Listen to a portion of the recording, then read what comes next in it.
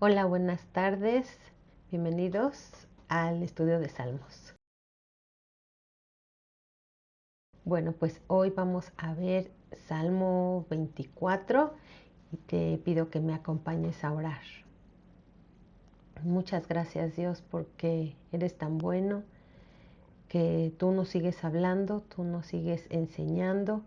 Y Dios, ahora con este salmo, pues queremos venir ante ti, Señor, confiados y sabiendo que tienes algo muy especial para nosotros, Señor. Gracias te doy en el nombre de Jesús. Amén. Bueno, pues hoy vamos a empezar con Salmo 24. ¿Qué hemos aprendido en Salmos? Bueno, creo que han sido varias cosas.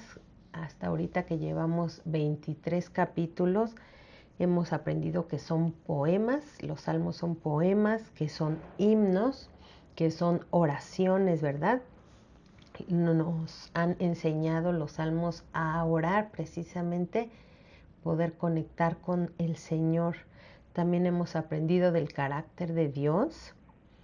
Hemos aprendido quiénes somos nosotros mismos, ¿verdad? Nos podemos ver identificados ahí con los salmistas. También los salmos nos recuerdan quién es Dios. Las palabras del hombre hacia Dios, porque pues los escribieron personas, ¿verdad? Son las palabras del hombre hacia Dios, pero ¿qué pasó después? Todas estas palabras se convirtieron en palabras de Dios hacia nosotros, porque hoy en día nosotros que leemos la Biblia, pues nos damos cuenta que todas estas palabras son verdaderamente palabra de Dios que viene a nuestra vida, que viene a nuestro corazón. Y esto me parece increíble reflexionar en eso, que empezaron como palabras del salmista hacia el Señor, pero que ahora son palabras de Dios para nosotros.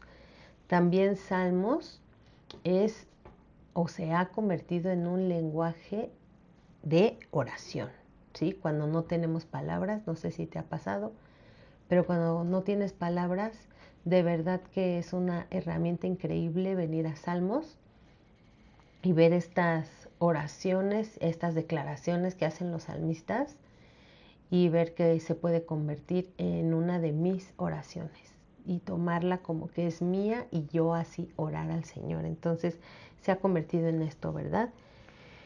Y bueno, pues también vemos en los salmos la esperanza en el Señor Jesús, que es nuestro Mesías, en que Él va a regresar, ¿verdad? En que Él va a venir de nuevo y viene por su iglesia, viene por su novia, que somos todos nosotros los que creemos en Jesús. Y bueno, finalmente este salmo que vamos a ver hoy es un llamado a ser fieles al Señor. Entonces, si en una frase podemos decir de qué se trata el Salmo 24, es llamados a ser fieles al Señor. Y lo podemos dividir en tres partes. Versículo 1 y 2 es una descripción de que Él es el dueño del mundo y ejerce su autoridad como tal. Luego, el versículo del 3 al 7 es un llamado a prepararnos. ¿Para qué? Para presentarnos al Señor en adoración. Luego, el versículo 8 al 10 es una invitación. ¿Para qué? Pues es para nosotros. ¿Por qué? Porque el Señor viene a su pueblo y el pueblo se prepara para adorar. Entonces está en estas tres partes el Salmo. Y lo voy a ir leyendo así. Primero, versículo 1 y 2. Dice, de Jehová es la tierra y su plenitud, el mundo y los que en él habitan, porque él la fundó sobre los mares y la afirmó sobre los ríos. Entonces aquí vemos que Dios ha creado el mundo y Él es quien le ha dado sentido y propósito a todo el mundo. Le ha dado su significado, ¿verdad? Porque Él es quien lo creó, quien lo ha sustentado. Dios estableció el mundo y eso significa que Él es el soberano, ¿sí? A veces solamente lo decimos como una frase, pero entendamos lo que Él estableció el mundo. Dios formó el mundo. Este texto enfatiza que Dios es el creador del mundo y que ejerce su autoridad en el mundo, ¿sí? Como Él lo creó, Él es su autoridad. Que siempre recordemos eso, que Dios es nuestra autoridad y de todos, aún de aquellos que no creen en Dios, es autoridad. No solo creó al mundo, sino que lo sustenta y lo dirige. Y nuestro Dios es cercano, siempre está con nosotros. Y no es un Dios que nada más creó algo y ya se desatendió, sino Dios cuida y ama su creación. También vemos en paralelo la palabra tierra y mundo. ¿Sí se dieron cuenta que leímos tierra y también leímos mundo? Esto se usa en los salmos ¿para qué?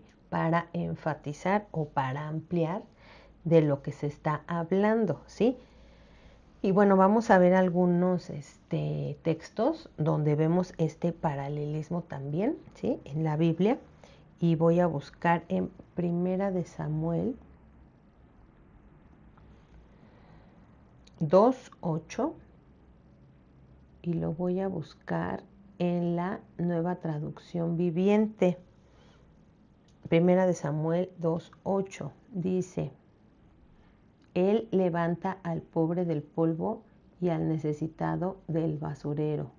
Los pone entre los príncipes y coloca en los asientos de honor, pues toda la tierra le pertenece al Señor y Él puso en orden el mundo. ¿Sí? Bien como dice tierra y mundo, para que entendamos que cuando leemos tierra, cuando leemos mundo, está hablando básicamente de lo mismo la Biblia, ¿sí? O cuando leemos tierra, pues pensamos en la parte de la naturaleza y el mundo sería los que lo habitamos, ¿sí? Si quisiéramos hacer como una diferencia, pero básicamente son paralelismos, ¿sí? Es algo que significa básicamente lo mismo. Dice, pues toda la tierra le pertenece al Señor y Él puso en orden al mundo. Sí leímos esto, ¿verdad? Aquí se recalca el orden que hay en el mundo. Es el orden que ha puesto el Señor. ¿Sí? Todo tiene un lugar, todo tiene un tiempo, porque el Señor así ha hecho todo tan perfecto. Vamos a Primera de Crónicas para leer otro algo así, semejante, en el capítulo 16, versículo 30. Y me voy a regresar a la Reina Valera. Dice, temed en su presencia toda la tierra. El mundo será aún establecido para que no se conmueva. ¿Sí? ¿Ven que dicen tierra y mundo? Adoren al Señor porque permanece firme el mundo y no puede ser sacudido. Eso es lo que dice, ¿verdad? Aquí este versículo. Vemos el paralelo y vemos el por qué estamos adorando al Señor, porque el mundo permanece firme. A veces parece que nos mueven el tapete, ¿verdad? Pero el mundo permanece firme por la obra del Señor. Entonces, aquí que se está viendo del carácter estable de la tierra, que es estable, que es ordenado, que es firme, estamos resaltando estas características. ¿Por qué? Pues porque vienen de Dios. ¿Y por qué tenemos que subrayar estas características? ¿Por qué es tan importante? Pues porque Dios así ha hecho el mundo. Dios hizo un mundo ordenado y con propósito, ¿sí? Esa fue la historia, digamos, original, lo que Dios planeó y diseñó, ya que en nuestros días haya mucho desorden y que los que habitamos la tierra no queramos vivir en el orden del Señor, bueno, esa es una historia diferente, pero Dios creó y fundó la tierra con todo ese orden y con ese propósito que es alabarlo a Él. ¿Sí? Otro paralelo entre tierra y mundo para destacar la autoridad de Dios. Bueno, es para esto, o sea, ya vimos que es como para entender cómo hizo Dios el mundo, pero también se hacen estos paralelismos para entender la autoridad de Dios, ¿sí? Y entonces, como Él lo creó, Él lo puede dirigir, ¿sí? Obviamente, porque Él lo hizo, Él lo formó, a Dios se le ocurrió. Entonces, Él es la autoridad y Él es el que manda en todos, por todo, siempre, ¿sí? Y vamos a Salmos 33. Y vamos a leer este versículo del 6 al 8. Dice, por la palabra de Dios fueron hechos los cielos y todo el ejército de ellos por el aliento de su boca. Él junta como montón las aguas del mar. Él pone en depósitos los abismos. Teman al Señor toda la tierra, teman de Él todos los habitantes del mundo. Y está muy claro, ¿verdad?, de qué se trata este texto. Vemos la autoridad de Dios. Entonces, estos paralelismos nos enseñan el rol de Dios, que Dios puede gobernar y que puede llamar a cuenta a sus habitantes. ¿Sí te habías puesto a pensar eso? Él es el creador y Él es la autoridad. Y como es la autoridad, Él puede llamarnos a cuentas. Y como que esto a veces pensamos que es hasta que nos morimos. Pero Dios nos puede hacer pausas durante la vida para que nos demos cuenta cómo estamos viviendo, qué estamos haciendo, cómo estamos actuando y nos llama a cuentas. Y esto es muy bueno porque vemos su cuidado, vemos que Él está ahí queriendo que nosotros crezcamos, maduremos, mejoremos, ¿verdad? Siempre pues como personas, tal cual, como personas. ¿Y por qué es tan importante para el salmista presentar así a Dios? Pues porque ahorita vamos a ver más adelante que hace una invitación a los que se acercan a la presencia de Dios. Entonces, entendemos, ¿verdad?, que la presencia del mismo creador del universo es quien ha dado orden a todo, puede llamarnos a nosotros y entonces por eso necesitamos considerarnos a nosotros mismos. Entonces se dice fácil, ¿verdad?, que te va a llamar, que vas a estar delante de la presencia del Señor, que lo vas a ir a adorar y que nos están haciendo esta invitación. Pero el salmista como que lo subraya, lo recalca. ¿Para qué? Para que nos hagamos conscientes que vamos a estar frente al creador del universo, al creador de todas las cosas que podemos ver, ¿sí? Entonces es muy hermoso cuando podemos hacer esto de adorar al Señor, adorarlo de manera intencional, consciente. No nada más puse música de fondo porque me voy a poner a hacer alguna actividad en casa, porque voy a estudiar, porque voy manejando. No, o sea, si estoy adorando al Señor, me tengo que dar cuenta frente de quién estoy. Es el creador mismo, es el creador del universo y me da entrada con libertad a su presencia, pero no por eso lo tengo que dar por sentado y tengo que sentir que es cualquier cosa. Entonces tengamos siempre presente cómo es Dios, porque cuando entramos a su presencia estamos verdaderamente en su presencia. Entonces Él es justo, Él es bueno, Él está lleno de autoridad, lleno de poder sobre todo el mundo. Y no tan solo es el creador, sino que tiene cuidado de todo y de todos, ¿sí? O sea, Él nos creó, pero también tiene un cuidado especial por nosotros. Y esto es muy valioso, ¿verdad? Digo, yo creo que tú has hecho algo con tus manos, algo que te ha gustado mucho y lo cuidas, ¿verdad? Ves que no se vaya a caer, que no se vaya a romper, que no se vaya a ensuciar, porque es algo valioso. Y eso es algo que es una cosa. Imagínate el Señor que ha creado a todo, que ha creado a todos, ¿cómo no va a estar pendiente de su creación? ¿Cómo no va a estar ahí cercano, ¿verdad?, a nosotros, viendo por nosotros? Versículo 2, me voy a regresar para seguir leyendo Salmo 24. Ya leímos 1 y 2, pero vuelvo a leer el 2. Porque Él fundó sobre los mares y la firmó sobre los ríos. ¿Qué significa esto? Pues en Génesis 1 dice que Dios separó las aguas de las aguas, ¿verdad? Entonces entendemos su enorme poder y autoridad. A veces más bien quiero decir que poquito entendemos poquito, porque realmente pues nuestra mente como que no da para verdaderamente entender que Dios fue el que creó de esa manera y que separó las aguas de las aguas. Y fíjense, en la cosmovisión antigua era muy importante esto de las aguas del mar, porque se describía al mar como las aguas del caos o el furioso mar.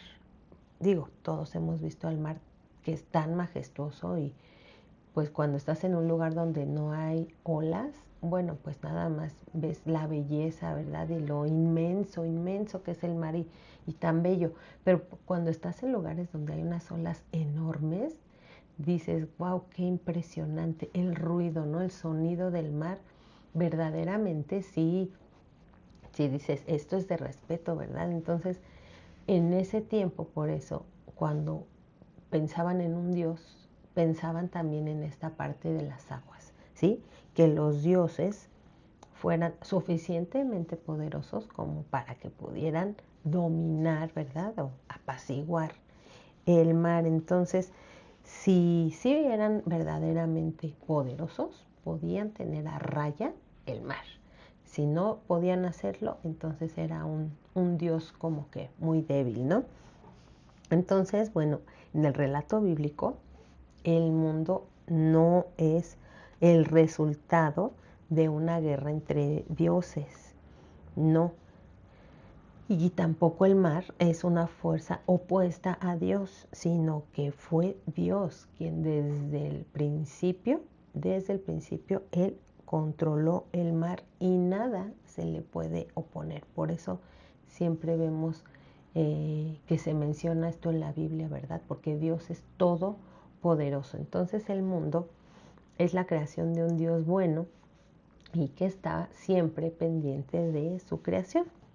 Entonces, si ya vamos entendiendo todo esto, ¿cómo es que deberíamos de vivir nosotros en un mundo así? ¿Sí? ¿Lo hemos pensado? Sería muy bueno tomarnos unos segundos para pensar, entonces, ¿cómo debiera de ser eso? Porque a veces, pues sí, pasa tan rápido la vida, la cotidianidad, que tenemos que hacer cosas como que no nos detenemos, ¿verdad? Y no vivimos como si sí supiéramos que Dios es el creador, que Dios está siempre atento, que Dios siempre nos está mirando, verdaderamente siempre, ¿sí? Que está pendiente de su creación, porque no quiero que pienses que está ahí viendo que en qué te equivocaste, qué lo hiciste mal, ese mal pensamiento, que sí lo ve, por supuesto, pero es porque Dios está tan pendiente de nosotros y es tan lleno de amor que por eso está pendiente de toda su creación. O sea, no hay nada que se le pase por alto. Entonces, en medio de eso, pues obviamente que va a haber, si estamos haciendo algo que no le agrada, si estamos pensando en algo que no le agrada, ¿sí? Entonces, pues sí deberíamos de hacernos conscientes siempre de que Él nos mira. ¿Sí? Entonces vamos a leer del versículo 3 al 6, que aquí estamos por recibir una invitación. Y dice, ¿quién subirá al monte del Señor y quién estará en su lugar santo? El limpio de manos y puro de corazón, el que no ha elevado su alma a cosas vanas, ni jurado con engaño. Él recibirá bendición de Jehová y justicia del Dios de salvación. Tal es la generación de los que le buscan, de los que buscan tu rostro, oh Dios de Jacob. Wow. Bueno, primero dice, el Monte Santo. ¿Qué significa esto del Monte Santo? Es un símil al templo, al lugar que usaba el pueblo de Dios para adorar al Señor, ¿sí? Entonces, ¿quién subirá al Monte Santo? ¿O quién entrará en el templo en nuestros días? ¿Quién estará delante de la presencia del Señor? ¿Sí? Entonces, este Salmo 24 se considera que se usaba en las procesiones de cuando iban al templo, de cuando eran estas fechas especiales de fiestas para ir a adorar al Señor. Y entonces, pues vemos toda esta descripción que está muy hermosa, muy, muy hermosa, que vemos a las personas que se están preparando su corazón, están considerando al Señor, ¿verdad? Están siendo conscientes de hacia dónde van, qué van a hacer, qué va a suceder. Y entonces están sabiendo que van a encontrarse con el Señor, se van a encontrar con el que ha creado todo y al que le pertenece todo, todas las cosas. Sí, y muy importante ahorita en estos versículos, no dice que, bueno, este texto no está diciendo que tengamos que ser perfectos, no dice, ay, pues van a entrar, van a subir, van a ir los que ya estén perfectos, los que no tengan ni un error, los que no tengan ni una manchita porque se pararon de malas y tuvieron mala actitud. No dice esto de perfección. ¿Qué dice ahí? Dice los que son íntegros. ¿Qué tiene que ver? Bueno, la integridad tiene que ver con el carácter, ¿sí? Integridad tiene que ver que lo que hago, pues tiene que ver con lo que digo, porque puedo decir muchas cosas muy románticas y hablar con la Biblia en la boca, pero en realidad hago cosas diferentes, ¿verdad? Que lo que yo haga tenga que ver con lo que yo profeso, con lo que yo digo que creo, ¿sí? Porque puedo decir muchas cosas, pero como hemos aprendido, ¿verdad? O sea, una cosa es lo que dices y otra cosa es lo que haces. Pero cuando sí checa una cosa con la otra, eso es integridad, ¿sí? Entonces, esto tiene que ver con el carácter, ¿sí? Verdaderamente lo que está en el interior, ¿sí? Entonces, no nada más se queda con la conducta, porque sí dice ahí el limpio de manos, puro de corazón, y hablando de manos, habla de la conducta, pero inmediatamente dice puro de corazón. Entonces, tiene que ver con el interior, ¿sí? El que es íntegro, verdaderamente íntegro en su interior, en sus pensamientos. Y Jesús enseñó eso. Es nuestro mayor ejemplo. Por ejemplo, con los mandamientos, que ese es de los que siempre me acuerdo que Jesús siempre le puso un plus a los mandamientos. ¿Se recuerdan el mandamiento que dice no adulterarás? ¿Qué significa esto? Pues que no debes de estar con una persona que no sea tu esposo o tu esposa, ¿sí? Pero, ¿qué dijo Jesús? Tan solo con el pensamiento, si tú ya deseaste a la mujer de tu prójimo, tan solo en el pensamiento, ¿qué pasa?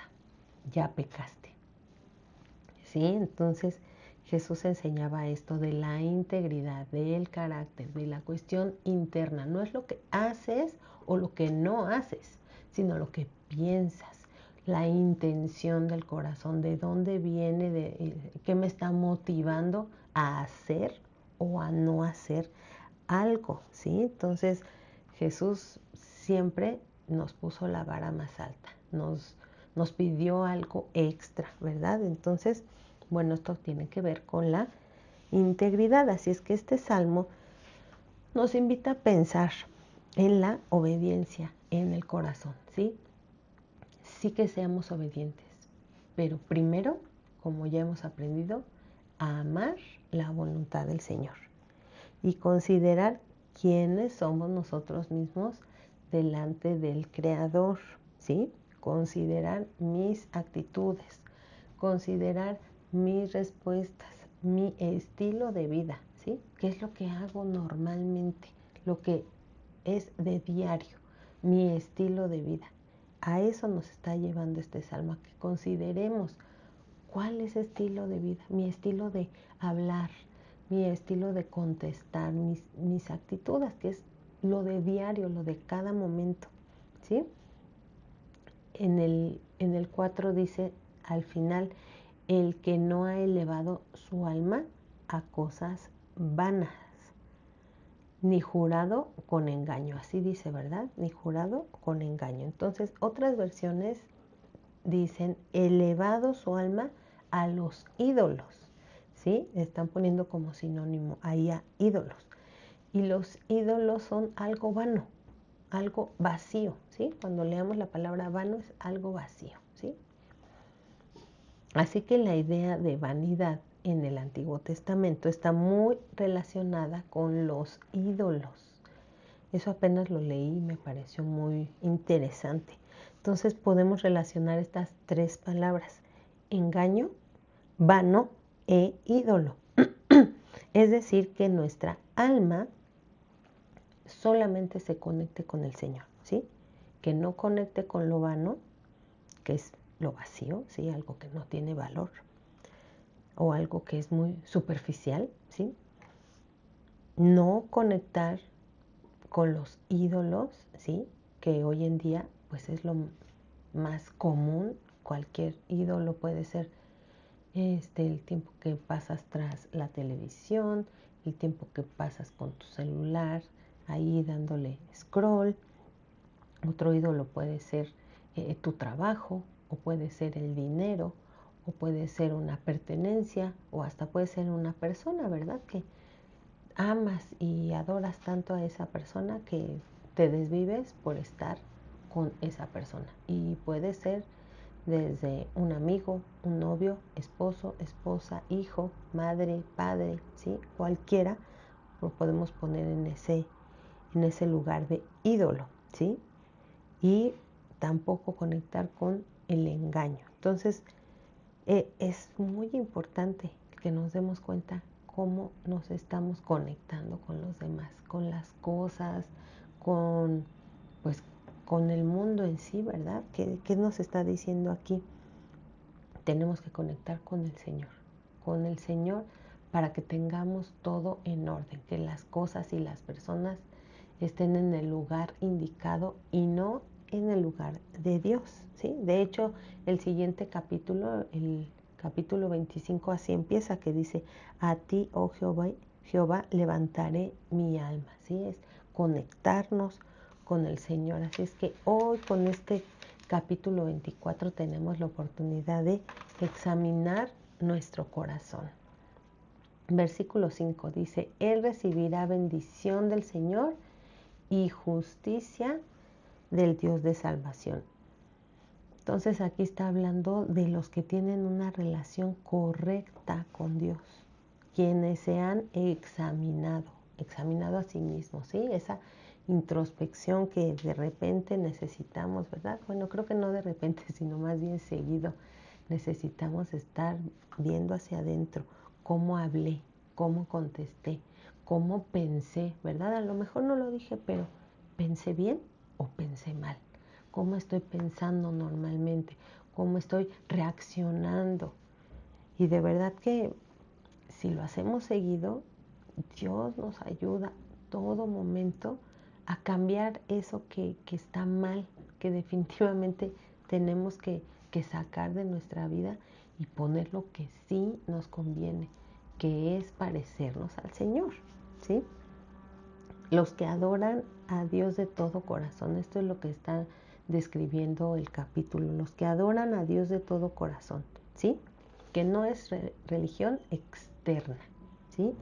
Sino son estas personas que han sido aprobadas por el Señor, ¿sí? Es un reto esto del Salmo 24, que podamos ser así, puros de corazón, el ser fieles hoy al Señor, por supuesto que es un reto. Y también es un reto de todos los días el tener una relación con el Señor real, viva, que no sea nada más como en teoría, sino que sea real, que sea viva, ¿sí? Y también es un reto el que todos los días tengamos una actitud correcta, no tan solo con Dios, sino con todos los que me rodean. Está fuerte, ¿verdad? Y bueno, pues la palabra es un espejo, es un espejo. Y si este espejo nos muestra nuestros errores, nuestras malas decisiones, nuestros pecados, pues vamos a arrepentirnos. Sí tenemos una salida y sí sabemos cuál es esa salida, que es arrepentirnos, pedir perdón, obviamente, y no volver a hacerlo, no volver a hacerlo, porque de eso se trata el arrepentimiento. De verdad, no volver a hacerlo, ¿sí? Sino alinearnos con el Señor. Ese es el objetivo, alinearnos con el Señor, que estemos pegados a su corazón, a su mente, qué es lo que le agrada a Él, ¿sí? No nada más estar pensando en lo que me agrada a mí, porque eso es lo fácil, eso es lo cómodo y lo que yo creo que nos pasa una y otra vez. Pero si todo momento nos estamos haciendo conscientes de, híjole, no, esto no está bien que estoy haciendo, me alineo con el Señor, me quiero alinear contigo, Señor, ¿sí? Y entonces descansar en el Señor para recordar que fuimos hechos por Él. Y eso es importante, descansar en el Señor. Si todo el tiempo estuviéramos conscientes de que lo que hacemos, de todo el trajín de la vida, de que ando muy apurada, que hay muchas cosas que resolver, si lo cambiamos por descansar en el Señor, yo creo que las cosas verdaderamente toman un orden y un lugar, ¿sí? Entonces es, Señor, te pongo a ti en primer lugar y tú ayúdame a acomodar todo lo demás porque yo solo definitivamente no puedo. Termino hecho un lío y ni siquiera termino con todas las cosas y todos los deberes que tengo que hacer. Entonces mejor me alineo contigo, Señor, y ayúdame, ayúdame. Versículo 6 lo vuelvo a leer. Tal es la generación que le buscan, de los que buscan tu rostro, oh Dios de Jacob. Esta es la invitación, ¿verdad? Es la generación que adora al Señor correctamente. Y ahora vamos a leer la parte final. Del 7 al 10 dice, alzad, oh puertas, vuestras cabezas, y alzaos vosotras, puertas eternas, y entrará el Rey de Gloria. ¿Quién es este Rey de Gloria? Jehová, el fuerte y valiente, Jehová, el poderoso en batalla. Alzad, oh puertas, vuestras cabezas, y alzaos vosotras, puertas eternas, y entrará el Rey de Gloria. ¿Quién es este Rey de Gloria? Jehová de los ejércitos. Él es el Rey de la Gloria. ¡Wow! ¡Qué hermoso, qué hermoso! Así lo podemos declarar una y otra vez. Entonces, bueno, pues imaginémonos ahí a las personas en la procesión, ya prepararon su corazón para encontrarse con el Señor. Son los adoradores que están llegando al templo y Dios está por llegar ahí a su pueblo y recibir la adoración. Está hermosa de verdad esta imagen, es un salmo muy muy bello, ¿sí? El templo era el lugar donde Dios había prometido revelarse a su pueblo, pero no es que Dios nada más habite ahí, no, ¿verdad? Empezamos leyendo que Él habita todo. De Jehová es la tierra y su plenitud, así empezamos leyendo, ¿verdad? Él lo habita todo, todo, todo el tiempo. Pero hay una realidad muy hermosa que es una verdad, ¿sí? Dios habita en medio de las alabanzas de su pueblo. Entonces, por eso es que podemos hablar así, ¿no? De que Dios va a encontrarse. No es porque Dios se fue y luego va a regresar, o porque Dios no vive en mi corazón y va a venir hasta que yo vaya a la iglesia y todos juntos cantemos. No, no me refiero a eso, sino que verdaderamente su presencia se manifiesta y está cuando juntos como pueblo nos ponemos de acuerdo para adorar a Dios. Y esto es muy increíble. A mí de verdad que me encanta pensar cuando estamos los domingos ahí en la alabanza, que estamos cantando, pensar que no somos la única iglesia que está cantando. De entrada tenemos una iglesia al lado, ¿verdad? Están ellos también cantando. Pero hay muchísimas iglesias en México, en otros países, todos los que estamos de este lado del mundo, que es domingo, que es temprano, que es en la mañana del domingo, tanta y tanta gente que está al mismo tiempo levantando su alabanza, levantando su adoración al Señor. De verdad que me parece impresionante, o sea, pensar que todos al mismo tiempo estamos alabando al Señor. Y entonces es que sentimos esa presencia del Señor, que podemos verdaderamente pues ver, ¿no? Que Él habita en medio de su alabanza, como dice la Biblia.